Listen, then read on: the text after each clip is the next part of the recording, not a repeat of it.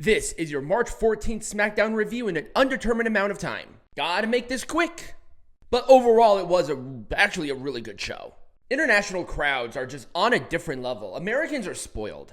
We started off with LA Knight talking about his United States champion win, going into WrestleMania, and really just getting the vibe from the crowd because they were nuclear hot. Jimmy Uso comes out and basically challenges LA Knight for the title. I'm going to assume WrestleMania, which I think would be a great opportunity. But then we had Solo Sikoa and the rest of, the former Bloodline come out, and he wants to challenge, but not for him, but for Jacob Fatu. Why? Why don't you just challenge for it? We had a 3-on-2 beatdown. Braun Strowman came out, which set up the next match. Solo Sikoa, Tama Tonga, and Jacob Fatu taking on Braun Strowman, Jimmy Uso, and LA Knight. They gave this match actually a lot of time. Very, very fluid motion. I really liked how they set up a lot of it. And Braun Strowman won with the running Powerslam on Tama Tonga. But then we had Jacob Fatu destroying him. The crowd was super into it because once again, it's a crowd that's just white hot. A fun way to kick off the show.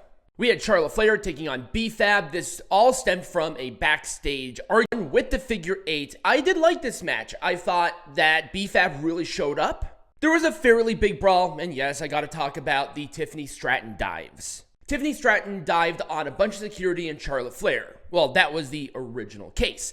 But Tiffany Stratton, I don't know who was out of place for this. Tiffany hit the dives really well, but she didn't touch Charlotte at all.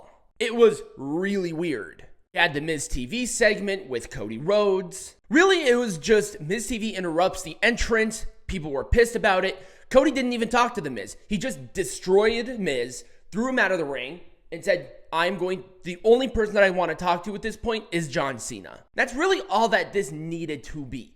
Really quick, really easy, crowd was super into it. But once again, they were into everything. Shinsuke Nakamura and Damian Priest had a fun match. I really liked the ending. Despite it being thrown out, despite McIntyre interrupting the match, I liked this. It does keep everybody strong here. McIntyre absolutely obliterated Priest. Every time Carmelo Hayes is in a match, it's just going to be A+.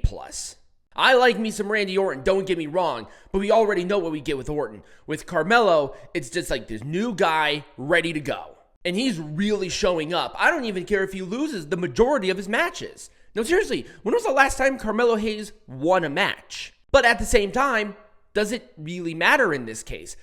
Melo always has a great match.